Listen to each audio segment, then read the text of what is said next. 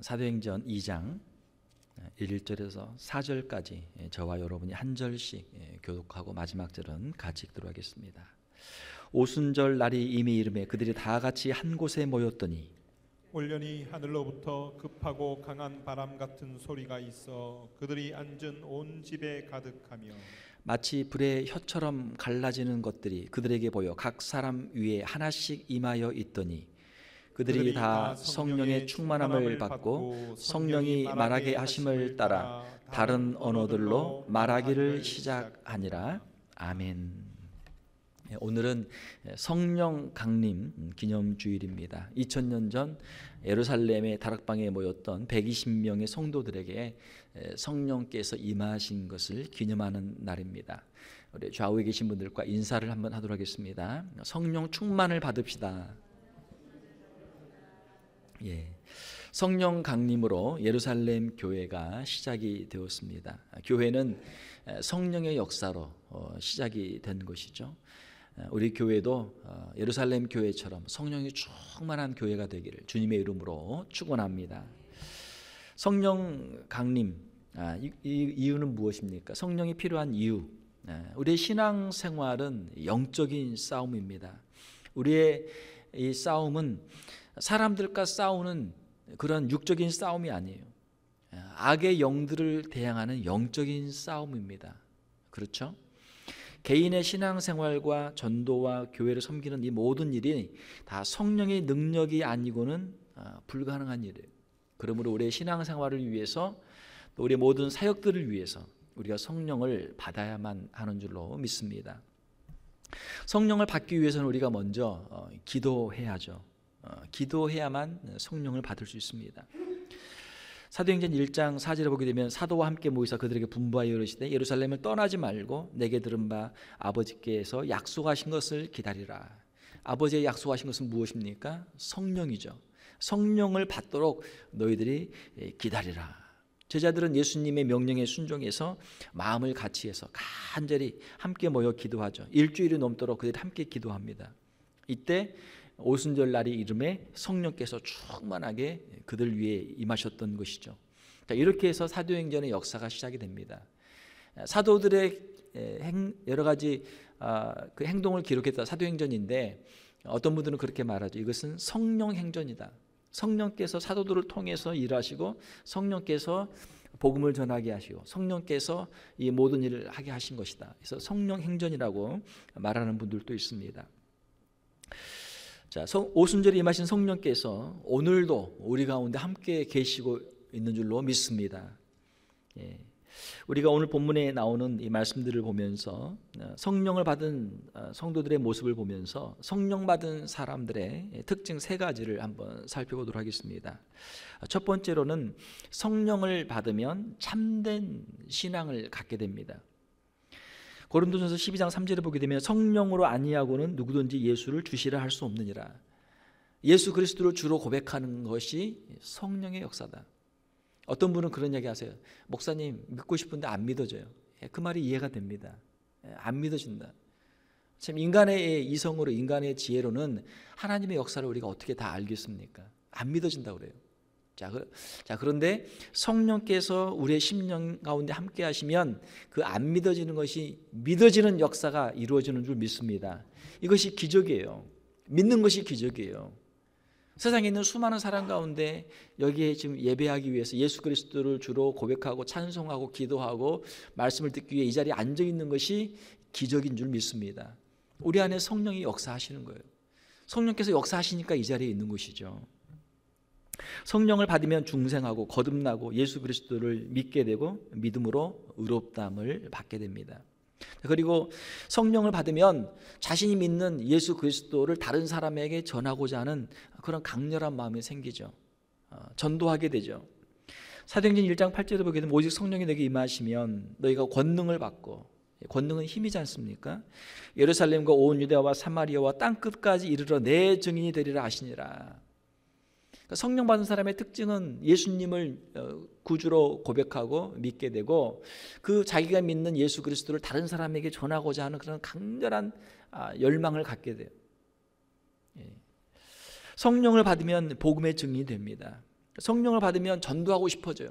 내가 예수님을 믿으니까 이렇게 좋은데 아직 믿지 않는 우리의 형제들, 이웃들을 보면서 당신도 예수 믿으면 나처럼 이렇게 행복하게 신앙생활을 할 수 있습니다. 그 영혼들을 불쌍히 여기고 그들에게 복음을 전하고자 하는 간절한 마음이 생기게 되는 것이죠. 성령을 받으면 하나님께서 우리에게 지혜와 용기를 주십니다. 전도할 수 있는 힘을 주신단 말이에요. 사랑하는 성도 여러분, 우리가 성령 충만히 받고 예수 그리스도를 구주로 영접하고 우리가 담대하게 이 복음을 증거하는 일에 쓰임받는 우리 성도들이 되시기를 주님의 이름으로 축원합니다. 두 번째로는 성령을 받으면 인격적으로 성숙하게 되고 성령의 열매들을 맺게 됩니다. 성령께서 우리로 하여금 맺게 하시는 성령의 열매들이 있어요. 갈라디아서 5장에 보게 되면은 오직 성령의 열매는 사랑과 희락과 화평과 오래 참음과 자비와 양선과 충성과 온유와 절제니 이 같은 것을 금지할 법이 없느니라. 성령께서 우리 안에 이러한 성령의 열매를 맺게 하시는데 이것을 열매를 맺지 못하도록 막을 수 있는 게 없다라는 것이죠. 성령을 받으면 우리가 예수님을 닮기를 원해요. 예수님을 더욱 닮아가게 됩니다. 성령을 받으면 우리의 인격이 변화되고 우리의 삶이 변화됩니다. 거룩한 성도로 우리가 변화되는 것이죠. 성화를 이루게 됩니다. 성령을 받으면 주님의 사랑으로 우리의 심령이 뜨거워져서 다른 사람들을 사랑하게 돼요. 자, 사랑, 성령의 열매 중에 하나죠. 가장 먼저 나오는 열매지 않습니까? 성령을 받으면 우리의 마음에 뜨거운 이 사랑하고 싶은 마음이 생겨요. 주위에 어려운 사람들을 돌아보고 어떻게든 도와주고 싶은 그런 마음들이 생기게 되죠. 사도행전 2장 44절 이하에 보게 되면 성령 충만하게 받은 예루살렘 교회의 모습이 기록이 되어 있습니다. 믿는 사람이 다 함께 있어. 함께 있어. 성령을 받으면은 그냥 혼자 있는 게 아니에요. 성령 받으면은 다른 사람을 찾아가요. 같이 서로 연결이 됩니다. 하나가 됩니다. 힘들고 어려운 사람에게 가장 위로가 되는 것은 누군가 옆에 함께 있어주는 것이죠. 함께 있어주는 것 자체가 그것이 사랑이에요. 믿는 사람이 다 함께 있어. 모든 물건을 서로 통용하고, 자, 각자 자기 물건들이 있어요. 그런데 다른 사람의 필요에 따라서 이걸 나눠준단 말이에요. 옆에 있는 사람이 좀 부족하면 좀 도와주고 같이 좀 나눠주고, 또 재산과 소유를 팔아 각 사람의 필요를 따라 나눠주고, 자기에게 여분의 것들이 있으면 그걸 팔아가지고 그걸 가지고 다른 사람들에게 나눠줘요. 참, 이런 공동체가 가능할까? 이것은 정말 역사상 어떻게 보면은 좀 유일무이한 그런 사건이죠. 아무리 우리가 사랑이 많아도 성령 충만해도 교회가 뜨거워도 이렇게까지 하는 교회를 제가 본 적은 없어요. 예루살렘 교회는 정말 성경의 기록에 정말 거의 유일무이한 그러한 뜨거운 성령의 체험과 이 사랑의 역사가 있었던 교회예요. 예루살렘 교회는 성령의 충만함을 받고 사랑으로 충만하게 되었습니다. 성령은 사랑의 영이에요. 우리 안에 있는 미움도 녹이고, 우리 안에 있는 슬픔도 녹이고, 우리 안에 있는 서로의 그런 격차들, 신분의 또는 인종의 또 여러 가지 그 모든 그 차이들을 성령께서는 하나로 만들어 주시는 것이죠. 성령을 받으면 우리의 마음속에 있는 미운 마음들이 다 사라지게 되는 줄 믿습니다. 오직 주님의 사랑과 은혜만 충만하게 되죠. 에스겔서에 보게 되면 성전에서부터 이제 물이 흘러나오는 그 환상을 보게 되는데, 처음에는 발목을 차요. 그 다음에 무릎을 차요. 허리에 차요. 그 다음에 키를 넘어요. 우리 신앙생활도 우리가 은혜를 조금 맛보면은 그냥 발만 담궈서 그냥 철벅철벅 밟으면서 아이고 물이 시원하네, 그냥 그 정도예요. 우리가 은혜를 좀 더 받게 되면요, 그 물살의 흐름을 우리가 느끼는 것처럼 우리가 성령의 그 역사를 느낀단 말이에요. 이게 하나님의 뜻이구나. 하나님께서 나를 이렇게 인도하시는구나. 허리를 차게 되면 우리의 마음대로 하려고 하면은 그 물살이 세니까 하나님의 뜻으로 우리가 어느 정도 조금씩 우리가 밀려가죠. 자, 키를 넘으면 어떻게 돼요? 그때는 물에 떠야죠. 안 그러면 죽잖아요. 우리의 의지를 내려놓고 하나님께 전적으로 자신을 의탁하고 순종해야만 살 수 있는 것이죠. 자, 그렇게 할 때 하나님의 은혜 안에서 정말 성령 충만해서 하나님의 사람으로, 하나님의 일꾼으로 쓰임받는 그런 삶을 살게 되는 것이죠. 사랑하는 성도 여러분, 우리가 신앙생활 하는 가운데 우리의 생각대로, 우리의 수준대로 신앙생활 하는 것이 아니고 우리가 하나님 앞에 우리 자신을 드리며 성령 충만을 받아서 성령이 이끄시는 대로 우리가 하나님 앞에 살아가는 우리 성도들이 되시기를 주님의 이름으로 축원합니다. 자, 우리의 의지대로 사는 것과 성령의 인도하심대로 사는 것, 이것이 우리 안에 지금 갈등이 있단 말이에요. 갈라디아서에 있는 것처럼 우리 안에 육체의 소욕과 성령의 소욕이 지금 서로 씨름을 하고 있어요. 내 뜻대로 사는 것보다 성령님의 인도하심대로 순종하며 사는 것이 훨씬 더 복되고 그것이 축복의 삶이 되는 줄 믿습니다. 하나님의 뜻이니까 하나님께 맡기고 하나님의 말씀대로 순종하며 사는 것이죠. 우리의 인격이 더욱 성숙합니다. 성령의 열매들이 맺혀요. 우리의 삶이 변화됩니다. 예수 그리스도를 더욱 닮고 하나님의 그 영광에까지 이를 수 있는 저와 여러분들이 되시기를 주님의 이름으로 축원합니다. 또한 성령을 받으면 다양한 은사로 교회를 섬기며 유익을 주는 삶을 살게 되는 것이죠. 성경에 보게 되면 성령의 다양한 은사들이 있습니다. 고린도전서에 보게 되면은 12장에 9가지의 은사들이 나와요. 지혜의 말씀, 하나님의 말씀을 잘 이렇게 깨달아요. 하나님께 주신 지혜가 있는 그런 지혜의 은사가 있어요. 지식의 말씀, 하나님의 말씀들을 읽고 그걸 또 잘 이해하고 또 잘 기억하는 그런 지식, 많은 것들을 아는 지식이 있어요. 지혜와 지식은 좀 다르죠. 지식은 여기저기서 보고 듣고 한 것을 잘 담는 거예요. 그게 지식이에요. 지혜는 통찰력이에요. 자기가 배운 것들 이상으로 플러스 알파죠.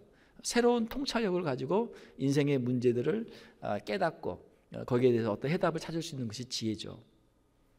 믿음도 은사예요. 예수님을 믿는 것도 이것도 성령의 역사고 은혜지만 또 성령의 은사로 특별한 믿음의 은사가 있는데 이것은 다른 사람보다 더 큰 확신에 거하는 믿음이죠.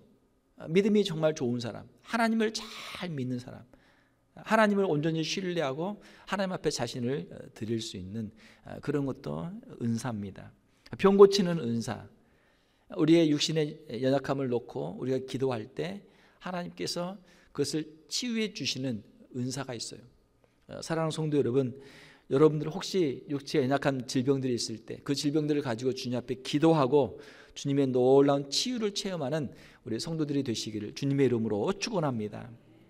또 능력 행함, 특별한 어떤 역사들을 하는 것도 은사고, 예언은 앞으로 되어질 일들, 하나님께서 하실 일들, 하나님의 말씀을 대언하는 그런 은사도 있습니다. 영들을 분별함, 세상에 수많은 영들이 있는데 하나님의 성령의 역사인지 잘못된 악한 영의 역사인지 이것들을 분별하는 것도 은사예요. 각종 방언, 방언은 이제 사도행전에 나오는 방언은 외국어입니다. 말 그대로 다른 나라의 언어예요. 오순절에 예루살렘에 모였던 수많은 사람들이 15곳이 넘는 수많은 각처에서 사람들이 흩어졌던 유대인들이 모였는데 성령을 충만히 받아서 이들이 하나님의 큰일, 예수 그리스도의 부활과 하나님의 역사에 대해서 말을 할 때 방언의 은사가 있으니까 각 사람이 자기 언어로 듣는 거예요. 예를 들면 영어로 듣고 독일어로 듣고 프랑스어로 러시아로, 예를 들면 우리가 한국말로 하는데 다 듣는 거예요. 얼마나 좋아요.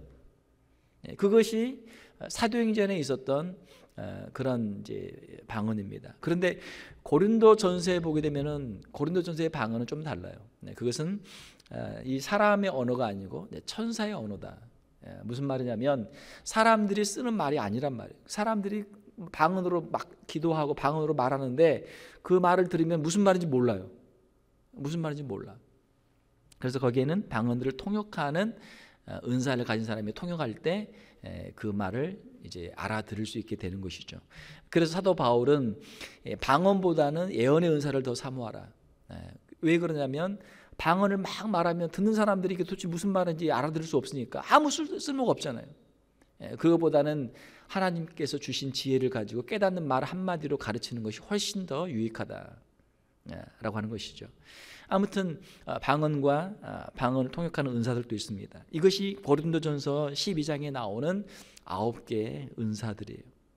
로마서 12장에 보게 되면 거기에도 은사들이 있습니다. 로마서 12장 6절에서 8절을 보게 되면 거기에는 7가지의 은사들이 있습니다.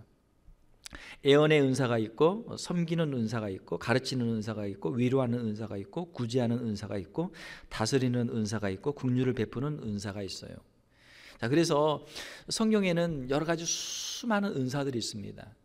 또 에베소서 4장 11절에 보게 되면은 거기에는 이제 직분들이 나오는데, 사도의 직분, 선지자의 직분, 복음을 전하는 직분, 목사와 교사의 직분, 이러한 여러 가지 직분들이 나와요. 자, 이러한 모든 은사와 직분들은 무엇을 위해 주신 것입니까? 성도를 온전케 하며 봉사의 일을 하게 하며 그리스도의 몸을 세우려 하심이라. 주님의 몸된 교회를 세우기 위해서, 성도들을 온전케 하기 위해서 이러한 은사들을 주셨다. 어떤 사람들은 자신의 은사를 자랑하고 다른 사람을 무시하고 자기의 영광을 드러내기 위해서 은사를 사용하려고 하는 사람들이 있어요. 그건 잘못된 것이죠. 고린도전서 12장 7절을 보게 되면 각 사람에게 성령을 나타내심은, 성령의 은사들을 주심은 유익하게 하려 하심이라. 덕을 세우는 것이죠. 성도들과 교회의 덕을 세우고 성도와 교회를 세우기 위해서 이 은사들을 주셨다. 사랑하는 성도 여러분, 하나님께서 우리에게 다양한 은사들을 주셨습니다. 다양한 은사들을 주셨어요. 은사가 없는 사람은 아무도 없어요. 우리가 할 수 있는, 우리가 일할 수 있는 모든 게 다 은사예요. 이 은사들을 주신 목적, 교회를 세우기 위한 것이죠.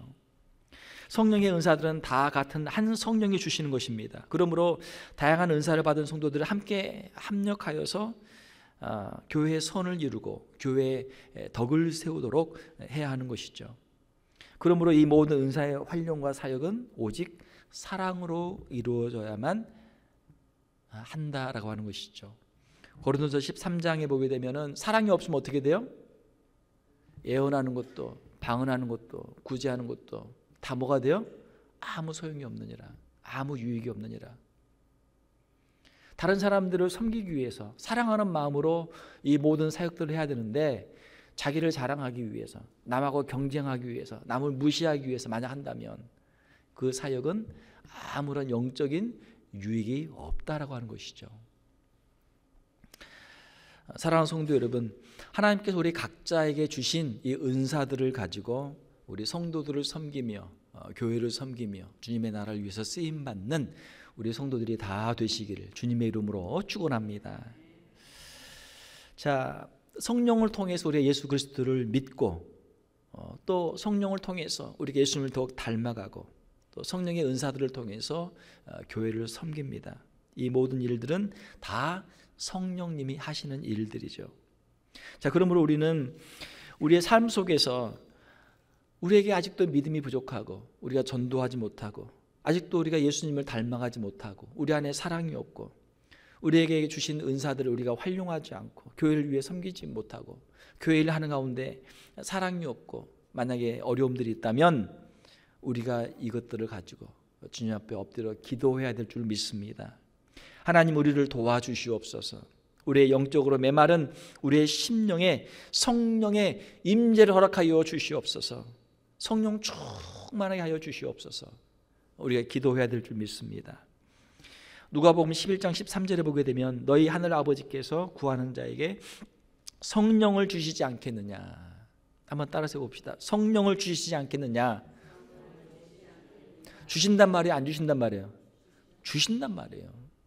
성령을 구하면 성령을 주신단 말이에요. 주님께 성령의 임재를 우리가 간절히 구할 때 성령께서 우리 가운데 임하시고 오늘 또 우리에게 큰 구원도 허락하여 주시고 영적인 성숙도 허락하여 주시고 우리 교회 부흥의 역사도 우리 주님이 허락해 줄 줄로 믿습니다. 성령을 받아야만 우리가 그리스도인의 성도의 삶을 살아갈 수 있는 것이죠. 전에 성령을 받았던 사람들이 있어요. 철야기도 하고 금식기도 하고 간절히 기도하고 40일 기도하고 막 믿음이 충만해가지고 성령 충만 은사를 받았던 그런 사람들이 있어요. 전에 전도도 열심히 했던 사람도 있고 정말 뜨겁게 다른 사람들을 섬겼던 사람들도 있어요. 자, 그러나 성령을 한 번 받았다고 해서 우리가 신앙생활을 나태하고 또 게으르게 하면 어떻게 돼요? 우리 안에 은혜가 사라지죠. 성령의 충만함이 사라지죠. 그러므로 우리는 늘 성령 충만하기 위해서 우리는 늘 기도하는 삶을 살아야 될 줄로 믿습니다. 기도해야 성령께서 역사하시니까요. 데살로니가전서 5장 17절에 보게 되면 그러므로 어떻게 말씀하세요? 항상 기뻐하라. 어떻게? 쉬지 말고 기도하라. 범사에 감사하라. 쉬지 말고 기도하라. 쉬지 말고 기도하라. 우리가 기도를 쉬면은 악한 사탄 마귀가 틈을 타고 우리가 실족하니까 우리가 쉬지 않고 늘 기도할 때 성령께서 우리 안에 임재하시고 충만히 거하시고 성령의 인도하심을 받는 삶을 우리가 살게 될 줄로 믿습니다. 그러므로 우리 그리스도인들의 삶 속에서 가장 중요한 기도 하나는 성령님 오늘도 우리와 함께하여 주시옵소서. 성령 충만하게 하여 주시옵소서. 이 기도가 우리의 삶 속에서 끊이지 않는 기도의 제목이 되어야 될 줄로 믿습니다. 매일의 삶 속에서 성령님을 간절히 사모하고 간구하고 성령 충만함을 받을 때 우리가 전도도 할 수 있고 또 우리가 서로 사랑할 수도 있고 또 우리가 교회를 섬길 수도 있는 것이죠. 우리가 성령 강림 주일을 맞이하면서 이번 한 주간은 우리가 일주일 동안 이 기도를 했으면 좋겠습니다. 우리가 밥 먹을 때 하루에 3번이나 또 아침에 일어났을 때 저녁에 잘 때 최소한 5번 아니면 우리가 시간을 내서 새벽에 아침에 기도할 때 한번 우리 이 기도 제목을 가지고 기도하기를 원합니다. 성령님 우리 안에 임재하여 주시옵소서. 성령 충만하게 하여 주시옵소서. 우리가 무시로 기도할 때마다 성령님 나와 함께하여 주시옵소서. 세상의 근심 걱정 뒤로 하게 하시고 주님 바라보게 하시고 주의 성령으로 충만하게 하셔서 내 주변에 있는 사람들을 더욱 사랑하게 하시고 주님의 복음을 증거하게 하시고 섬기는 삶을 감당케 하여 주시옵소서. 성령으로 충만케 하여 주시옵소서. 우리 힘으로는 할 수 없사오니 주님의 성령으로 함께하여 주시옵소서. 이번 한 주간 우리가 성령 충만을 위해 기도하고 우리의 심령 가운데 우리의 가정 가운데 우리 교회 가운데 온전한 성령의 역사를 체험하는 저와 여러분들이 다 되시기를 주님의 이름으로 축원합니다. 함께 기도하겠습니다. 하나님 아버지 감사합니다. 2000년 전 예루살렘 그 다락방에 120명의 성도들이 일주일이 넘도록 합심하여 기도할 때 우리 주님이 약속하신 성령을 그들에게 충만하게 허락하여 주신 줄 믿습니다. 하나님 우리의 심령 가운데도 성령의 은혜를 허락하여 주시옵소서. 주님의 성령으로 충만케 하여 주시옵소서. 확신 가운데 거하게 하시고 우리가 받은 이 복음을 증거하게 하시고 우리의 삶이 변화되게 하시고 인격이 변화되게 하시고 예수님을 더욱 닮는 저희들 되게 하여 주시옵소서. 우리의 삶 속에서 성령의 열매들이 맺히게 하여 주시옵소서. 더욱 사랑하게 하여 주시옵소서. 주님이 주실 은사들을 가지고 충성하게 하시며 교회를 섬기며 성도들을 섬기며 주 앞에 서는 그날까지 최선의 삶을 살아가는 우리 귀한 성도들 다 되게 하여 주시옵소서. 우리를 고와 같이 세상에서 버려두지 마시며 주의 성령으로 충만케 하시고 주님과 함께 동행하며 세상을 넉넉히 이기며 악한 자를 대적하며 주님 앞에 귀하게 쓰임받는 우리 귀한 성도들 다 되게 하여 주시옵소서. 거룩하신 우리 주 예수님의 이름으로 기도하옵나이다. 아멘.